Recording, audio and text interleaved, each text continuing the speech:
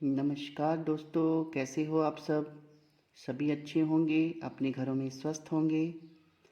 दोस्तों, जैसा कि पिछली वीडियो में मैंने आपको बताया था कि वो कौन सी निशानियां होती हैं जो हमें बताती हैं कि घर के आसपास गड़ा धन हो सकता है।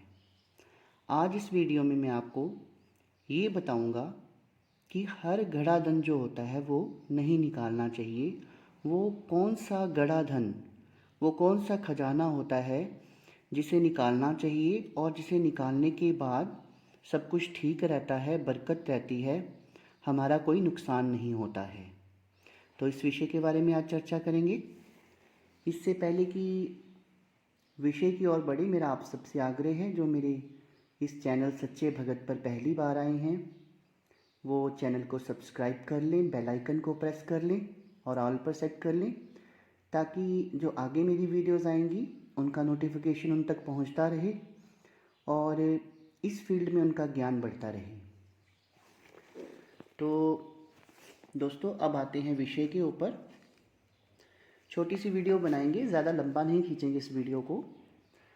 मैंने आपको पिछली वीडियो में बताया था कि मान लो कि आपके घर के आसपास पुरखों द्वारा दबाया हुआ या फिर कोई खजाना है, धन है, तो उसका हम कैसे पता लगाते हैं, इसके बारे में बताया था। इसकी कुछ निशानियाँ होती हैं दोस्तों। जैसे जिस जगह पर धन हो वो जगह गीली गीली रहती है, वहाँ पे थोड़ा उभार रहता है, चाहे गर्मी हो चाहे सर्दी हो।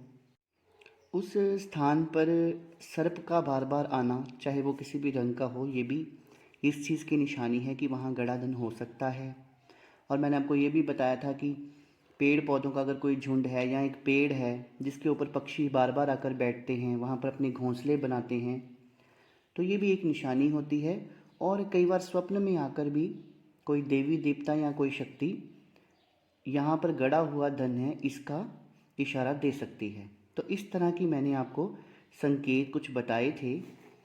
लेकिन दोस्तों, जो गड़ा हुआ धन है वो हर व्यक्ति को नहीं मिलता, वो किसी किसी की किस्मत में होता है, और अगर मिल भी जाए तो वो टिकता नहीं है। क्योंकि गड़ा हुआ धन है जो उसको उखाड़ने के कुछ नियम होते हैं।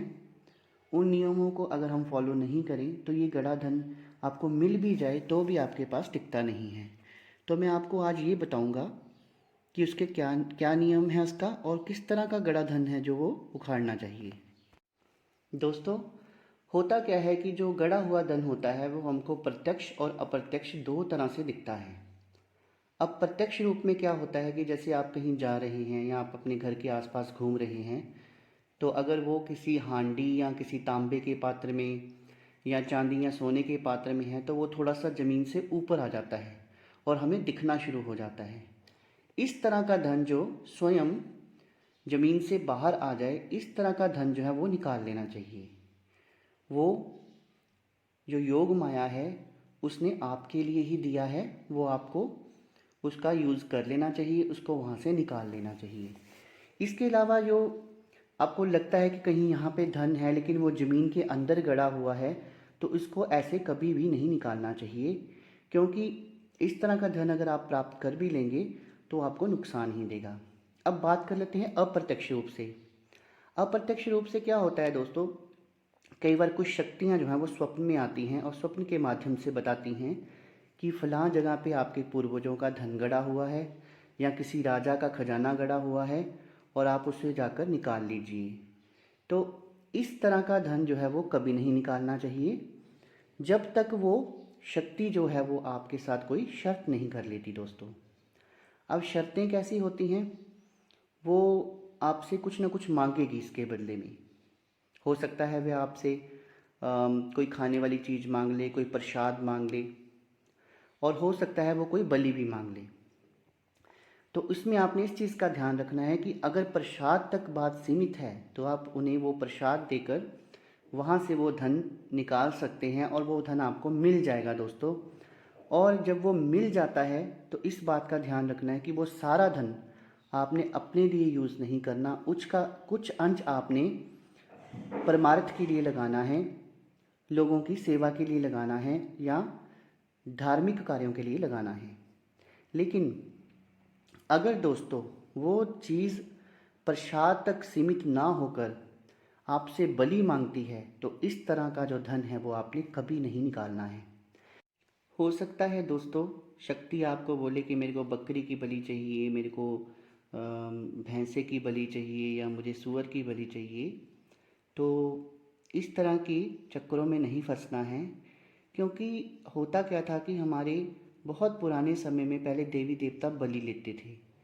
तो वो मनुष्यों की बलि लेते थे, पहले किसी न किसी व्यक्ति की बलि ली जाती थी और बलि लेने के बाद देवी देवता कार्य करते थे। फिर इस प्रथा को हटाकर पशु पक्षियों की बलि दी जाने लगी, जैसे कि मुर्गे की बलि, बकरे की बलि।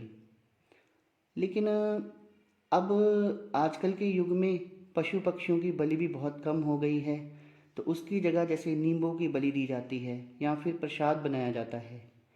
तो लेकिन जब कोई भी शक्ति स्वप्न में आकर खजाने के बदले किसी पशु पक्षी की बलि मांगती है, तो आपने दोस्तों उसके लिए कभी भी हाँ नहीं करनी है। अगर आप हाँ करेंगे तो आप अपने रिस्क के ऊपर करेंगे। इसकी मैं आपको कभी भी परामर्श नहीं दूंगा कि आप ऐसा करें, क्योंकि ज़रूरी नहीं है कि आप मन में धारणा कर लें कि मैं पशु पक्षी की बलि दे दूंगा और मुझे धन प्राप्त हो जाएगा। तो वो जो शक्ति है वो आपके घर के किसी व्यक्ति की भी बलि ले सकती है। तो इस बात का ध्यान आप ज़रूर रखिएगा। हाँ, प्रसाद अगर वो मांग रही है या कोई चीज़ खाने को मांग रही है, चाहे वो लौंग है, इलायची है, कढ़ाई है, कुछ भी है, तो वो देकर आप कोशिश कर सकते हैं कि मैं गड़ा हुआ धन प्राप्त कर लूँ। लेकिन अगर वो बलि के लिए बोलती है तो आपने बलि बिल्कुल नहीं देनी है, मन में सोचना भी नहीं है दोस्तों।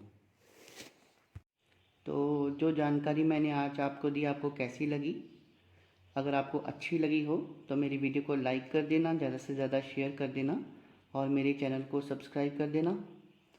मेरी इस वीडियो को देखने के लिए धन्यवाद दोस्तों। शुभ रात्रि।